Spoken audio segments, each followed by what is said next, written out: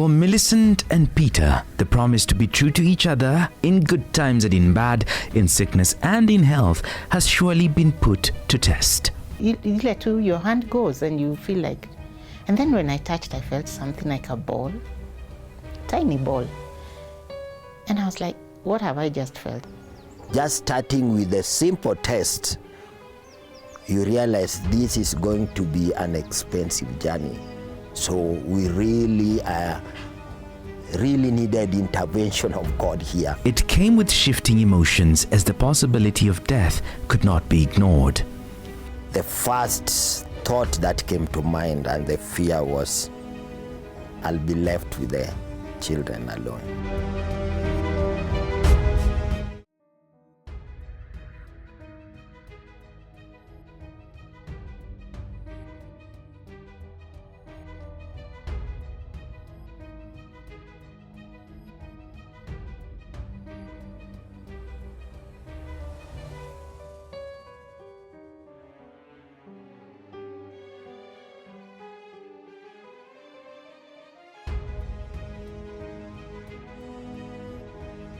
Many unanswered questions as the remedies took a physical toll on Millicent. I start feeling my hair is just curling like, sheep wool, holding together, and I'm trying to comb and I'm not able to. Hey, okay, reality started dawning. We just came, the hand was working. How come it can't go up? So I was not really, maybe now I put myself in that shoe.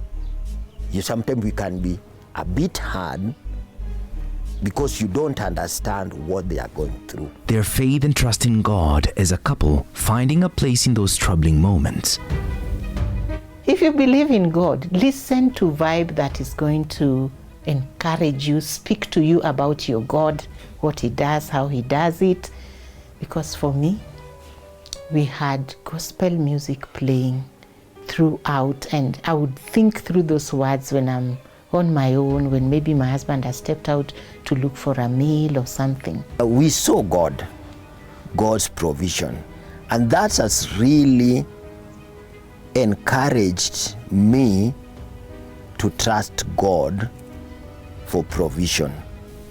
A normal day of relaxation after a hard day's work would set the course for what would become a challenging journey for Millicent and her family. It was in 2015 when I actually, in the middle of a lot of work, one day I'm just in the house, just relaxed and wondering what next to do. And I felt like, why don't I just have a session to just refresh myself or something?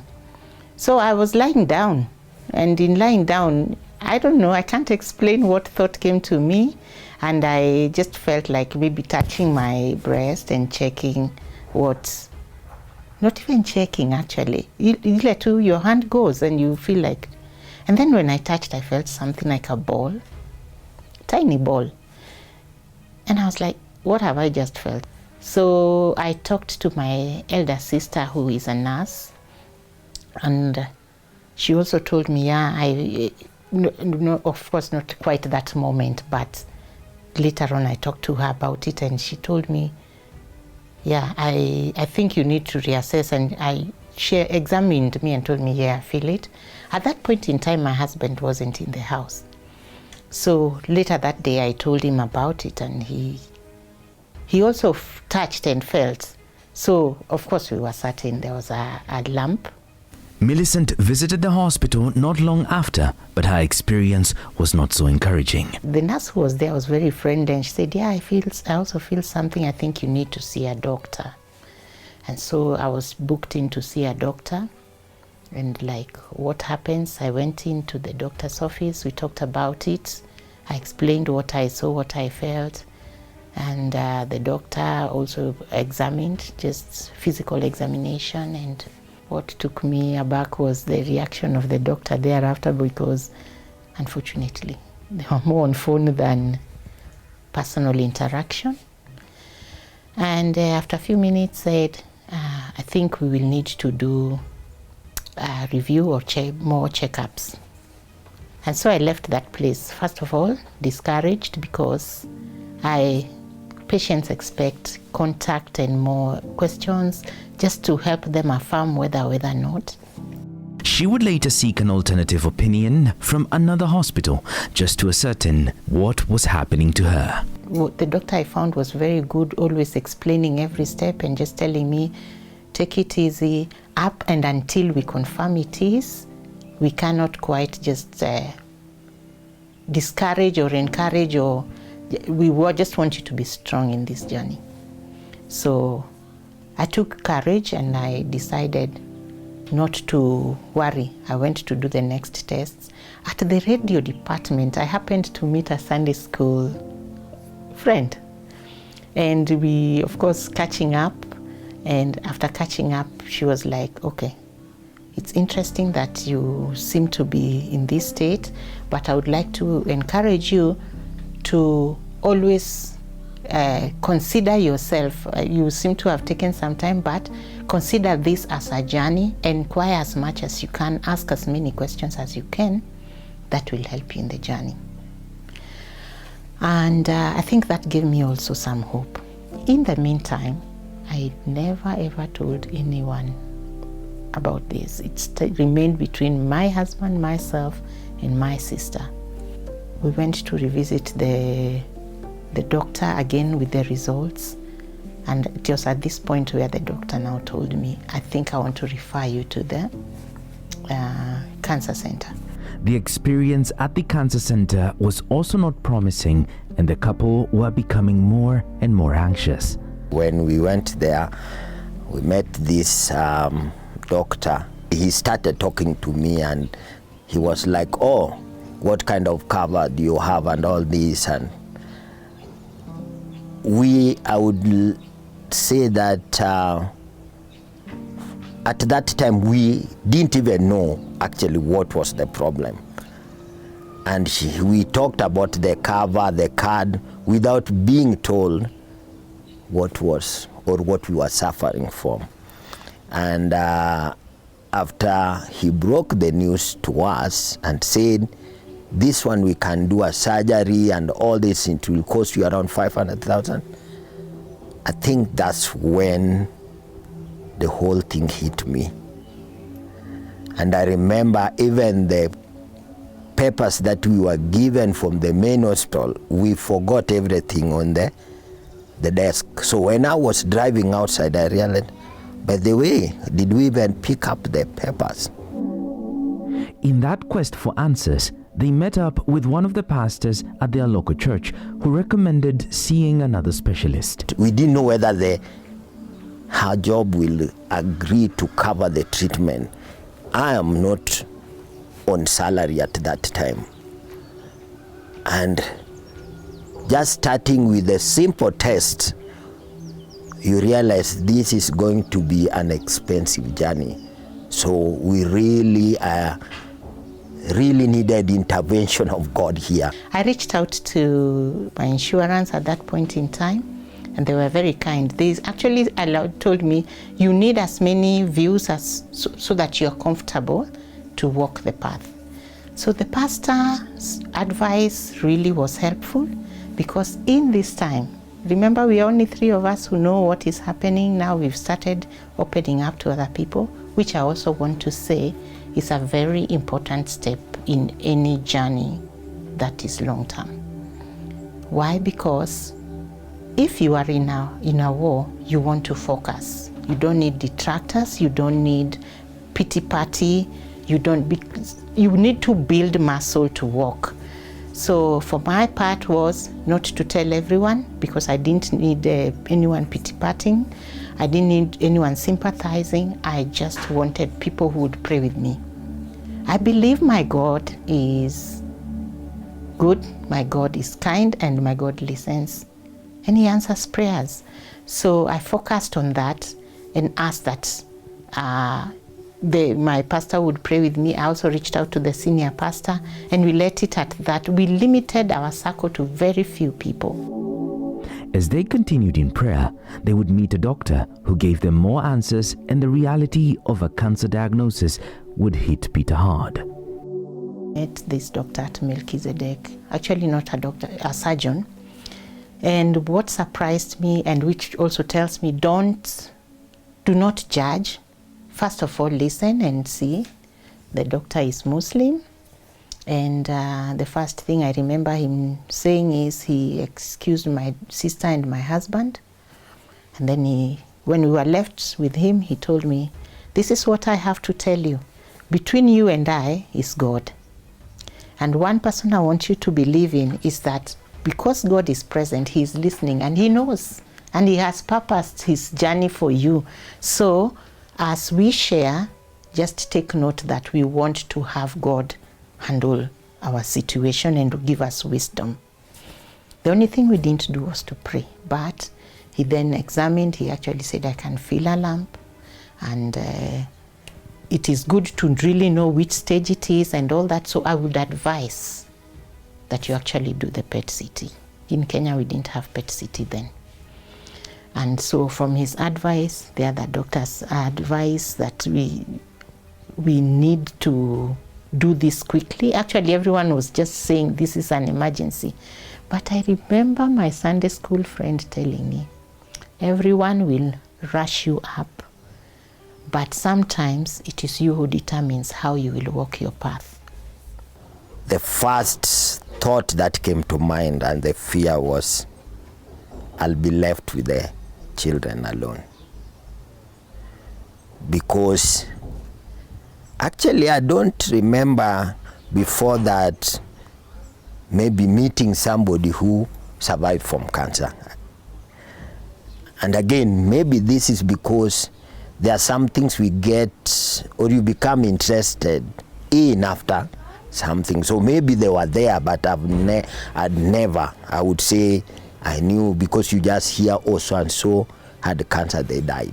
So and so had cancer. So it hit me. As the man of the house, Peter reflects on a rather difficult time for the family that required him to be present for his wife and the kids. God has a way of doing things which now as I look back, and even from the whole journey, you can say that God planned it in a way that maybe because I've been working or I've been serving as a missionary with an organization called International Teams. And this happened just after I decided to take a 1-year sabbatical leave. Now I look back because I didn't know that this journey was going to be this long. And I really needed to be there for my wife. So at this time, I wasn't working. I was on a 1-year sabbatical leave. Yes. And so when it came, I keep saying that it came at the right time when I was free to give myself fully to her or to support her. He stood by me through it. As soon as I was given that first feedback that they are querying this, I actually called him. He was home. He came very fast to the hospital. Then now we went with him to the cancer center. And at the cancer center, you know, he's been in the loop of all this. Women, we tend to do things ourselves. Like the way I said, we went into hospital the first day, and then after all these things happened and the feedback from the gyna was not, all these stages he would take me. But now, when we got feedback, I think even him, he was taken aback. I think he was confused that day. And like, what is going to happen next? Planning the trip to India so as to get a more conclusive diagnosis and then get treatment was not an easy process. Heritage cover that I had then with my employer was really good. They had assured us they'd take care of those checkups. They had assured us they would take care of our stay while in hospital when there. They had actually clarified everything, what they can cover and what they can't. And then the bit that was a bit worrying was the portion for airfare to do this treatment. Of course, the processes of visa and so forth, that one we handled ourselves. So airfare, I think, was about, the first time we asked was about 200,000 because we needed it in a very short time. But we were ready to wait because some things don't work like instantly. Now we asked that as we hoped that visa would come out very fast. So these are the places we were like, God, please show up, because this is too much. If it's about 200 for both of us, 200 plus for both, and family finances are not so much, then, and then we also don't know how long it's gonna be. I thank God for friends and relatives, and people are like, you do what you can do, the rest leave to God and to us. And yes, friends, relatives came through for us. Indeed, the Lord made it happen for the couple, and in due time, they were able to raise what they needed. We had tentatively said we would travel the next week. It's Friday, we don't have the visa. Then we get feedback, you can pick your visa on Monday. Then we are like, what next do we do? So some of my former colleagues rallied together. They called me and told me, we have this for you, at least to help your fare, so we will come over. So two of my friends came home, I think that Friday, just to share with us some token they had gathered together, and I really thank them. Those are my colleagues at Caregiver Institute. My family also rallied together what they could, and his side also, they rallied together. Then in the neighborhood, we had just told them we would like just to share what's going on, and maybe just to give them updates. We live in a closely knit neighborhood. But in between here, I would say the number of other people who would just say, I'm still praying for you. I pray all goes well. I am ready to support you where I can, just let me know. Many people, overwhelmingly. Handling the children at the time was also something they were very intentional about, as they chose not to share too much information with them. We didn't let them know. We played it cool. Thank God, we are very closely knit family from my side. My siblings don't live far from my home, so we would always invite, check around. So I had to rope in my other sister in this whole journey. Check around for me, the children. Today we are going for this. We took advantage of the fact that I go to work, so we live just like we go to work and come back. So for the children, we did not involve them in this as much. If anything, we tried to just bring the rest of the family a bit closer.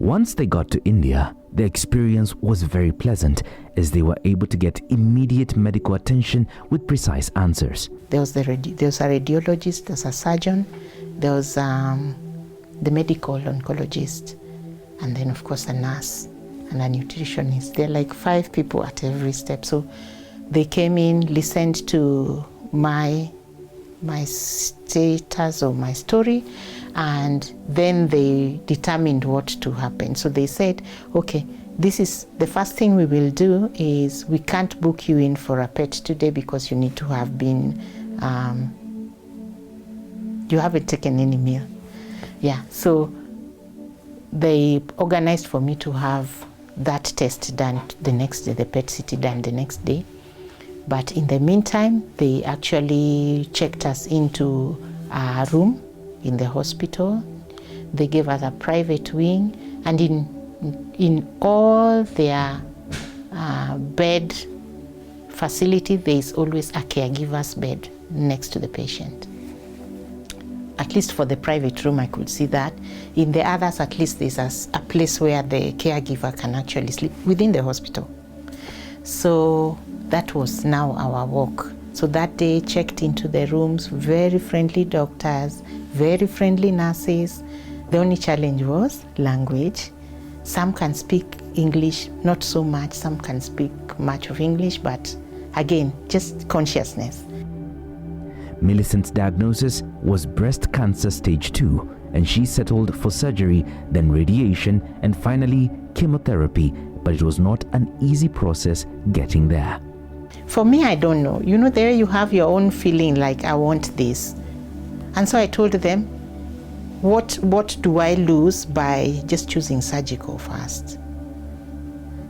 And also that it was no longer a lumpectomy. It was now definitely going to be mastectomy. So for me, I think from my reading, I don't know, there you are convinced yourself, yeah, I just want this option. Let me go home knowing I have nothing extra that is giving another a chance. Because I think radio it's a process, it's some days, some months for others. I opted for, first of all, well, you know, once they tell you this will take this long, then this will take this long. Do you remember me saying I thought 2 weeks and we'll be back? Now here you are talking about radio takes this long, 24 sessions. And a session a day. And not a session a day, meaning 24 days. Then after that is when I do surgery. I was like, no, it's just tutoe shida, alafu mfanye hizo zingine as remedy. Because of course they also told me there is every step that helps. For Peter, making those hard decisions as the caregiver was challenging, as his wife was keen to be involved on what was being chosen as the remedy. The patient needs to care about the caregiver as much as the caregiver to take care of the patient. Interestingly, we are not in Kenya. You know, in Kenya, the patient maybe speaks a lot. In India, their culture, they talk men to men. So many things they would know. Then as they are talking, it's like they're talking to my husband and waiting for him to give an answer. And I think at some point, I just told them, no, I will be saying what I want because I'm the patient and I also want to run my show. My main goal at that particular time as the husband was how my wife can get treatment. And I was ready for whatever the doctors will suggest that will work. And again, my wife maybe told you that I would agree so many times with the doctors, even without maybe talking to her, because we realized it was more either they feel free with men, or it was just, yes, you are the caregiver, we don't want to disturb the patient. So they will come and ask me or say, okay, this is what we want to do. Are you ready to sign it? And I was like, yes. As Millicent went through treatment, the side effects started taking a toll on her physically. Never knew that the first chemo can actually finish you. Ladies will have our hair. My hair was long. I was okay. I was jabbed like on a Friday. On Sunday, I start feeling my hair is just curling like, sheep wool, holding together, and I'm trying to comb and I'm not able to. Hey, okay, reality started dawning. Maybe for a man it is not a big thing, because to me was, you can just cut your hair. And it was a simple thing to me, but to her this was. So for me, when her hair was tangled and they were like, why can't we just go to a barber? It was, and I still have those photos. I remember I can look at her face while we were at the barber shop, and she wasn't happy. And then I remember another thing for me was like, people know we have come here for treatment. This is hospital. Do you even have to cover your hair? Like that time we didn't have even a single hair scarf. And here now we start. Where do we get these things? Today, if you are looking for a hair scarf, we have all kind of colors. We bought many of them. Millicent's hand was also affected and she couldn't raise it. Therefore, physical exercise was recommended. The first time I saw her, cried and became very, very annoyed even with me and the doctor. And thank God, today the hands is okay because, okay, I stood my ground, but they also the doctor. But again, this was another hard part because, you know, the doctor will say, try to lift it here, and like, no, it can't go beyond that. And to me, like, we just came, the hand was working. How come it can't go up? So I was not really, maybe now I put myself in that shoe. Sometimes we can be a bit hard because you don't understand what they are going through. With all this happening, Millicent chose to hold on her faith to keep going. If you believe in God, listen to vibe that is going to encourage you, speak to you about your God, what He does, how He does it. Because for me, 24/7 I had carried actually my laptop. We had gospel music playing throughout, and I would think through those words when I'm on my own, when maybe my husband has stepped out to look for a meal or something. And I think this spoke a lot. And many times we would talk with these surgeons and they're like, you need to tell other patients who are like you, who are going through a journey like you, that there is hope. Treatment in India took longer than expected, but when they were done and traveled back to Kenya, Millicent had some chemotherapy sessions to finish. I thought while we are there, everything will be done there. Then when we come back, we are now good to go. The treatment is done, over. We didn't know that the journey was just about to begin. So here, yes, again, it became now my routine, was like every 3 weeks going for chemo. I was in constant communication with either doctors, you keep this, oh, we have noticed this, you text, or you, what is happening. The children had also not seen them for a while, and reintegrating with them was top of their agenda. We took almost 2.5 months. Then you are coming back to the children.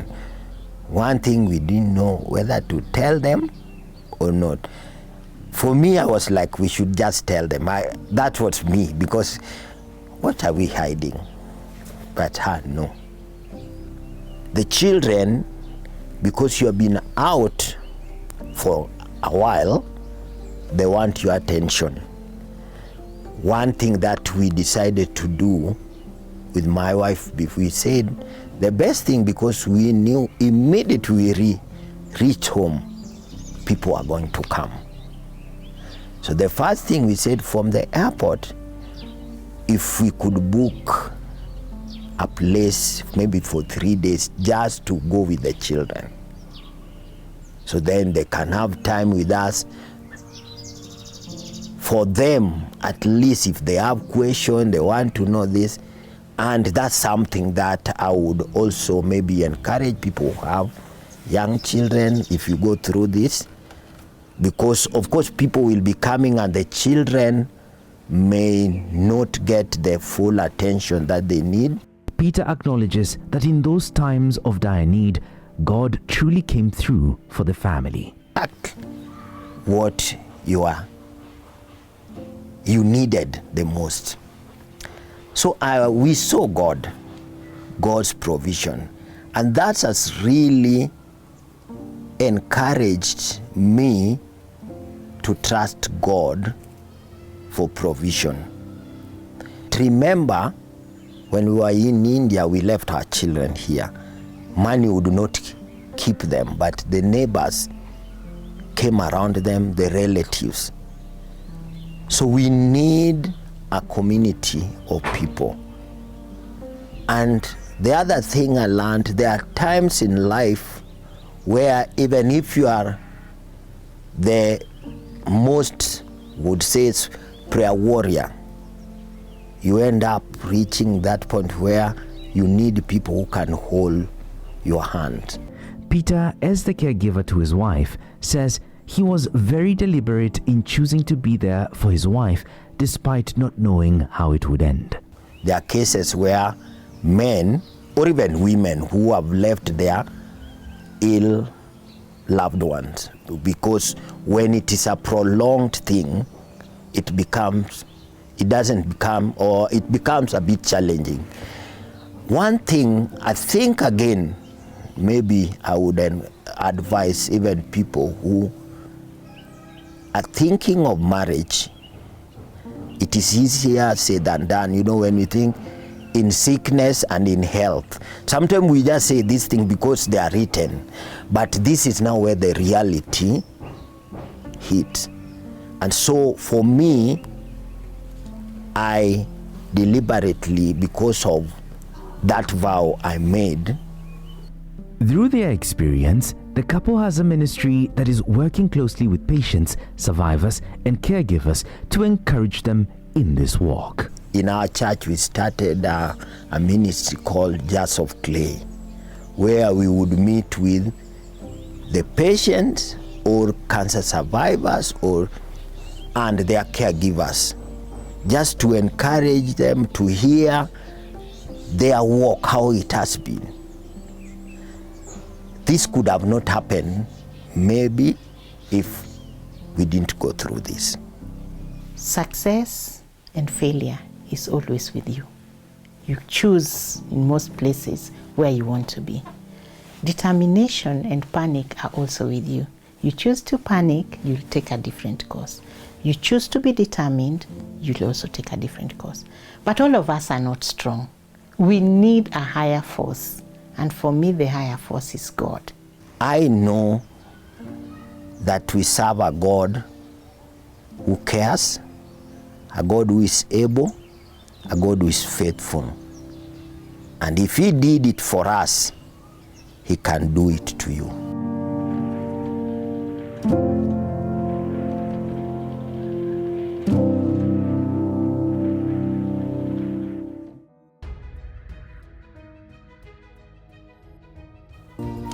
Thank you so much for watching. I hope you are blessed by the content that we gave you today. To ensure that you don't miss out on such great content, I would ask you to please subscribe to our channel and also hit the notification button so that when we post a new video, you'll be able to know. And also feel free to share and also comment on our videos. Have a great day. Thanks for watching.